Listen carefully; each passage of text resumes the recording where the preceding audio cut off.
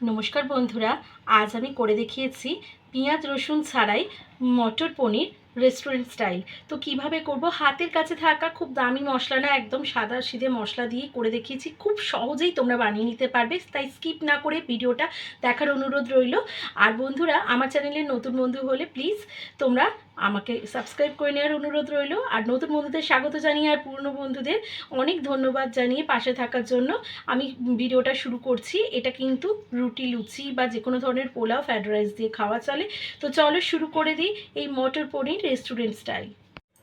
প্রথমে আমি এই গোটা গরম মশলাগুলো নিয়েছি, এগুলো হামানদিস্তাতে থেতো করে নেব।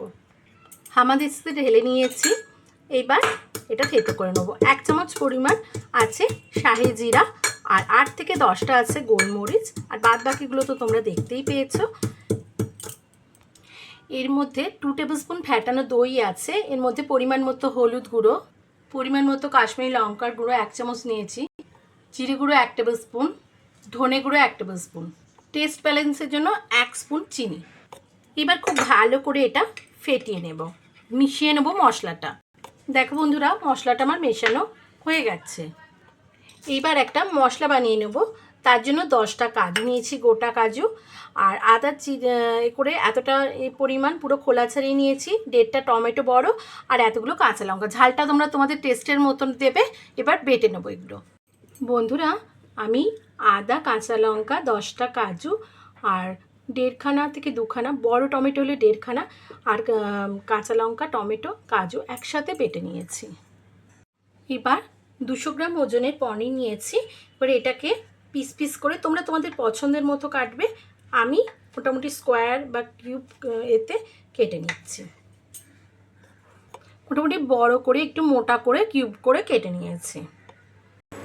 কড়াইতে তেল দিয়ে দিয়েছি, আমি সাদা তেল ইউজ করেছি, তোমরা তোমাদের পছন্দের মতো করবে। করে পনিরগুলো ছেড়ে দিলাম। পনিরগুলো যতক্ষণ ভাজা হচ্ছে, আমরা ফুটন্ত গরম জলে, মানে মিডিয়াম গরম আছে, ভালো গরম, এইটাতে 1 চামচ নুন দিয়ে দিলাম। এবার এটাকে মিশিয়ে ঢাকা দিয়ে রেখে দেব। হালকা লাল রং ধরা পর্যন্ত পনিরগুলো আমরা ভেজে নিয়েছি। এবার সেই গরম জলে দিয়ে দেব।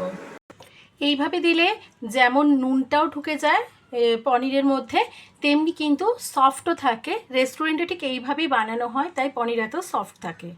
এবার আমি এটাকে ঢাকা দিয়ে 5-10 মিনিট রেখে দেব।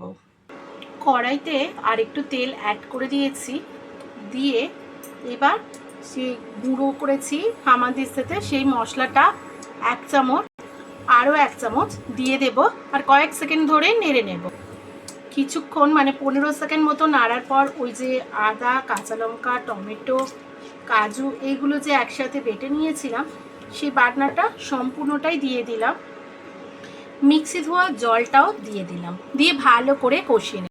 কষানোটা কিন্তু মিডিয়াম টু লো ফ্লেমে করতে হবে, যেহেতু কাজু আছে তলায় ধরে যাওয়ার চান্স আছে, তাই সমানে নেড়ে যেতে হবে।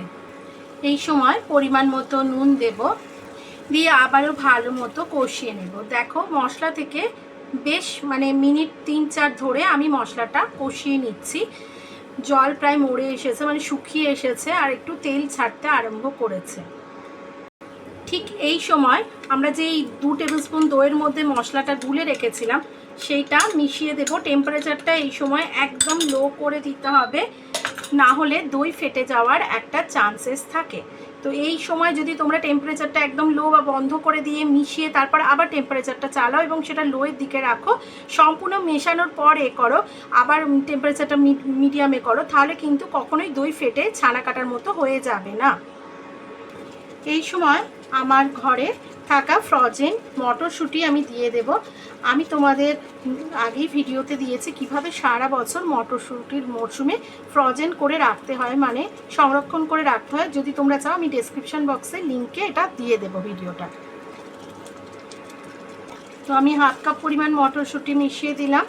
আর ওই দইয়ের মধ্যে যেহেতু সব রকম মশলাই দেওয়া ছিল, মিষ্টি মানে চিনিও দেওয়া ছিল, চিনিটা কিন্তু অতি অবশ্য করে দেবে, টেস্টের ব্যালেন্সের জন্য এটা দরকার। আরও মিনিট 3 কষিয়ে নিয়েছি। এবার পনিরগুলোকে জল থেকে তুলে দিয়ে দেব, দিয়ে পনিরের সাথেও খুব ভালো করে মিনিট 2-3 ধরে কষিয়ে নেব। ফিরে এলাম আরও মিনিট 3 পর। এইবার পনিরের যে জলটা ছিল নুন মেশানো, সেই জলটা কুসুম গরম জলটা আমি দিয়ে দেব। আর একটা কথা বন্ধুরা, যখন নুন দেবে মশলা কষাবার সময় খেয়াল রাখবে যে এইটাতে কতটা নুন দিয়েছো, সেটা কিন্তু খেয়াল রেখে দিতে হবে। এবার ঢাকা চাপা দিয়ে মিডিয়াম ফ্লেমে 5 মিনিট রান্না করে নেব। ফিরে এলাম মিনিট 5 পর।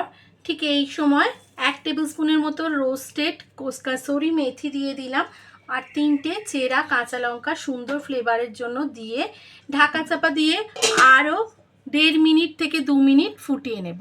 কাঁচা লঙ্কাটা পরের দিকে দিলে যেমন গলেও যায় না, আর তেমনি কাঁচা লঙ্কার যে একটা মিষ্টি ফ্লেভার সেটা গ্রেভির মধ্যে মিশে যাবে। ফিরে এলাম মিনিট 2 পর। তৈরি হয়ে গেল, আমরা ফ্লেম অফ করে দিয়েছি। তৈরি হয়ে গেল রেস্টুরেন্ট স্টাইল মাটার পনির, কিন্তু সম্পূর্ণ নিরামিষ। তো আমি এবার সার্ভ করে দেবো। দেখো বন্ধুরা টেক্সচারটা কেমন হয়েছে। আশা করছি তোমাদের আমি সহজভাবেই বলতে পেরেছি। যদি উপকৃত হও বানিয়ে দেখবে, যদি ভালো লাগে অতি অবশ্যই লাইক শেয়ার কমেন্ট করবে, আর আমার পাশে থাকার জন্য নতুন বন্ধু হলে অনুরোধ করছি। তো যখনই আর পাশে থাকা বেল আইকনটাকে ক্লিক করে নেবে, যখনই আমি চ্যানেলে নতুন কোনো রেসিপি দিই তোমাদের কাছে নোটিফিকেশান পৌঁছে যাবে। তো এটা রুটি, লুচি, যে কোনো রকম পোলাও, ফ্রাইড রাইস যে কোনো কিছু দিয়েই কিন্তু দারুণ লাগে। তো চলো বন্ধুরা, আমি রেস্টুরেন্ট স্টাইল বলেছি বলে একটু ক্রিম দিয়ে গার্নিশ করে সাজিয়ে দিলাম। দেখো বন্ধুরা কেমন লাগলো রেসিপিটা।